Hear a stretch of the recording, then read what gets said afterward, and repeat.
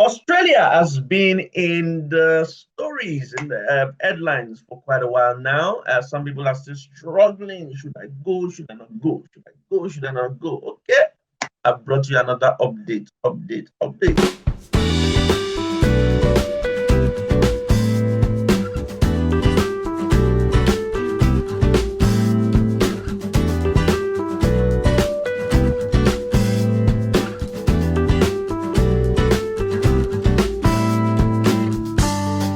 Hello, everyone. It's your one and only Waka Waka Doctor again, bringing you the best of travel around the world. You know how it's done on this channel. We share information with respect to moving abroad. So irrespective of the country you want to move to, I've probably got a video on my YouTube channel somewhere that you can watch, whether it's Germany, Australia, Finland, New Zealand, the US, Canada, the UK, Portugal, Georgia, Italy, Spain, Netherlands. Probably a video I have made that you can watch. All right. So don't worry about it. I always like to say that I'm not an immigration consultant. Every information that I share is a consequence of my travel experience. I've been to more than 60 countries and I've lived and worked in 5 of them. I also like to share to avoid people being hurt by scammers, okay? Stories that touch, so that I will not hear them. I'm not on Telegram. I am not on WhatsApp. You cannot find me. The only way to find me is in the description box of this video. Let me also share for those who are just seeing this for the first time that I have a book that's titled Move Abroad by Force. If you want to find methods to move abroad on your own without having to pay agents, then you need to get that book. The link to the book is in the description box of this video as well. Australia has been in the stories, in the headlines for quite a while now. Some people are still struggling. Should I go? Should I not go? Should I go? Should I not go? Okay. I brought you another update. Yes. Moving to Australia with the popular work visas. You know, you get agents who rip you off of money saying they're going to give you visas. They're going to give you visas. And it's not going to work. It's better to get the right information and do it on your own because people are doing it on your own. You don't need to pay money to anybody to get it done. And like I always do, I know people everywhere. Waka Waka Doctor now knows people everywhere. I know people in Australia with the right gist, with the right information. And I brought them here to come and share. Of course, when the information is shared, you still have to do your own assignments and research these things. But it's good to share the information with you so that your eyes are open and you know where to look. Wow. I've got no other person than Naija Mom in Australia. She's been on my channel before and she's here again to come and give you juicy gist about moving to Australia. Let me allow her to make the introductions. Hello, how are you? It's good to have you here again. Thank you for having me again. So my name is Naija Mom in Australia, and I have a YouTube channel, the same name, and I talk about tips on how you can live in Australia and lifestyle about Australia. So if you want to know more about Australia, I am your right blog for that. Fantastic. You can find her on our YouTube channel, Naija Mom in Australia. Don't miss a thing. She releases videos all the time about moving to Australia. So today we're talking about work visas, like I said. I'm like I always do when you talk, I only listen. So what's the story about work visas, the various types of work visas, the process involved, the steps people need to take, and how to get to Australia as a worker? Okay, thank you. So right now, the hot cake is the 482 visa sponsorship. Everybody's been coming with it, although some people tell you, oh, I'm also been planning to, and I am not getting.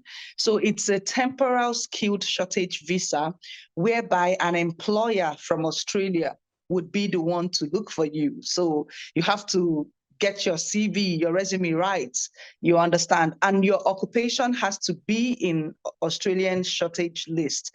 So this list, they have like 3 types. They call it the shortage, temporal skilled visa, the middle and long term, and also the labor agreement. But the one that suits people outside Australia is the medium and long term temporal skilled visa. It's a temporal skilled visa, like I said. An employer will be the one to sponsor you and your family if you're married to come to Australia, all expenses paid. You heard me right. The all expense paid, everything. Yes. everything. I have a friend, she's a social worker. She moved from Nigeria, but a social worker living in Australia. She moved from UK to Australia through this visa, and all expenses paid. Even she carried all her property from UK to Australia, and the employer paid everything. Wow. Yeah, so where you need to start looking for those kind of visas, right? And another good thing about it is there is no age limit. So whether you're 50, whether you're 45, so long as your occupation is on that medium term list, which is the occupation list for that, you can always apply. And another thing about it is that you must have at least 2 years experience for you to apply. So if you know that you have that experience and you're working in that occupation, dust your resume and start looking for a job. There are various job apps in Australia where you can do that. Seek.com is there, seek.com.au is there, Indeed, Adzuna, a lot of them. Like this testimony I just gave you now, what the person did was to just use Google and narrow down her job function, and she saw some organizations looking for what she had, and she applied. And the funny thing is that she applied for reading within 24 hours. The organization contacted her. Then she was still thinking, she was still thinking about it, and she went to her LinkedIn account, updated it as well. And within a week, another organization came to her. So it's the one she took, the one that she got from LinkedIn account. So another thing we have here that is also juicy, but employers might not want to sell you that, is the 186. The 186 subclass is another way you can move to Australia. This one will give you a permanent residence. Remember, the 482 is not a permanent resident visa, but an employer one, but you can live there for 4 years. If you are good, of course, if you show your skills and everything, your employer can also sponsor you for this 186. But if you have what it takes, you know your onion, you can also be going for the 186 direct, which is permanent resident, and it's also an employer-sponsored visa. But with this 186, there is an age limit to it. You have to be under 45 years to meet this one. The same process and everything, though the cost is different. For 482 visa, you would pay 2,770, which employer will be the one to take care of it. And the processing time is lower. It's less. You can get it within 9 days to 77 days. The person I talked about that came in as a social worker got hers within 2 weeks of applying. And for 186, if you're under 45 and you have up to 3 years experience, you can also go for that, which is the permanent resident. The cost for that is also different, which is 4,240 Australian dollars. Employer will be the one to also take care of that if they would take you. But the thing about this particular 186 is most employers would want you to have an assessment. So let's say I'm coming in as a chef. They would want you to assess your qualification to meet with Australian standard of you being a chef, and also meet like English eligibility for the 186.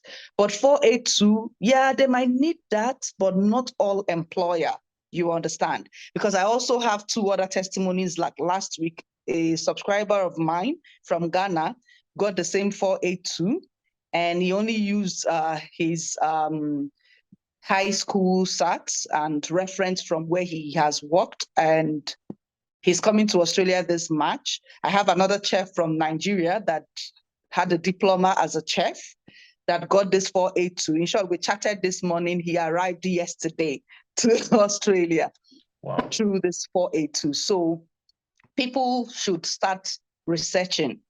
All you need to do is go to Google, search our home affairs, put in the 482 medium terms and long, and search out for employers. You understand? To read more about this, then go to seek.com and start applying. And I also tell people, make sure that your resume is Australian standard. I was gonna say that your CV has to be Australian standard, doesn't it? Yes, someone also asked me, oh, how can I do that? Like, you can also go to Google and see a lot of Australian sample for their CV. Some people pay some token, not even up to $10 for a professionals too. You can see them online to actually look at your resume and make it that standard. But I tell some people, though this 482 is not that you must have the assessment done. Like this other person I mentioned from Ghana did not do assessment, but the other two did. For you to be, for you to have higher chances, you have the money, why not assess your documents, that's your occupation, to that Australian standard as well. So it will give you an edge more than some other people, because yes, employer A might not mind you not having Australian assessment, while employer B will be like, okay, we need you to at least have a SAP 3 or a diploma on what you said. So depending on what you want to do is left for you. Then there's another one that most people don't know about, which is the 494 employers visa. They are all employers visa. This one will allow you to live in Australia for 5 years, and you can also apply for permanent residence when you meet the eligibility of the requirements for that. So it's the same thing, the same amount with 186, but hey, whichever one you want to go for, you can. But the hot cake right now is 482, which is the temporal one. And this covers all types of jobs, or are there specific jobs that people should look out for? The thing, it's as long as your occupation is in the skill occupation list for they call it MLTSSL, which is the medium and long-term skills shortage list. You understand? So there's a list like that your occupation has to be there. Then another thing is, what is the employers looking for? I can tell you that if you're a customer service manager, an employer might actually want to hire someone within or close by than paying for someone from Africa to come and do that. But if you're like a chef, although they did not mention, that's why I know that some people will say, oh, I've been applying and I'm not getting it, right? But if you're like a chef, a cabinet maker, a welder, I know for nurses, you must have a registration to practice here. And I know someone that is a nurse, but did not do the nursing thing. Rather, they came in through another way to like residential care. I've talked about that before, that if you have an experience on that, you can actually come in without doing your license, coming through a related occupation. So it is what an employer is looking for. But hey, you can continue searching. You never know when yours will be there. There's another YouTuber that I know that is an accountant. She also came in with 482. So it doesn't matter as long as your occupation is there. Your turn might not be now because you're not seeing your occupation. Doesn't mean tomorrow an employer might not be looking for that. So while you're at it, if you have a skill, why not learn and have a certification for that to help your movement? So there is no specific occupation that an employer you must have for an employer to sponsor you, but it's what they are looking for is the thing.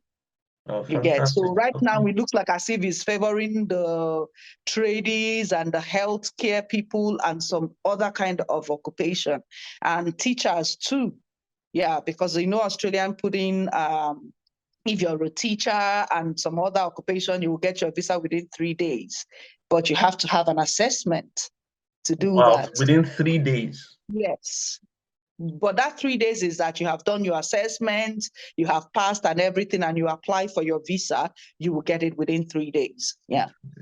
Oh, that's amazing. Look, thank you very much for always sharing information with us. I know this information is out there, but a lot of people are not, tuned to getting the information, and that's what you share. You've shared with us here. That's what you share on your YouTube channel, guys. You want to look out for Ninja Mom in Australia. Before we go, is there any other thing you want our viewers to know? Yeah, guys, this 482 employers visa is real and people are coming with it. I understand that it might be hard that you have applied a lot and you're not seeing it, but do not give up. Continue applying. You never know when your employer would be looking for you. And if you have the money, please do an assessment. It will give you an edge from other people to, be out there to see that, yeah. And if this 482 is not favoring you as well, that's the employer's visa, you have other pathways that you can also come into Australia, but do not give up. Just continue trying and you will get there. There is a lot of, testimonies of people using this pathway to come here, all expenses paid. Well, that's it, ladies and gentlemen. Moving to Australia if you're looking for a work visa. Thank you very much for coming, Naija in Australia. Thank you very much to everyone who's watched. Till I see you again on another episode and another video. This has been Waka Waka Doctor. Now, see you later.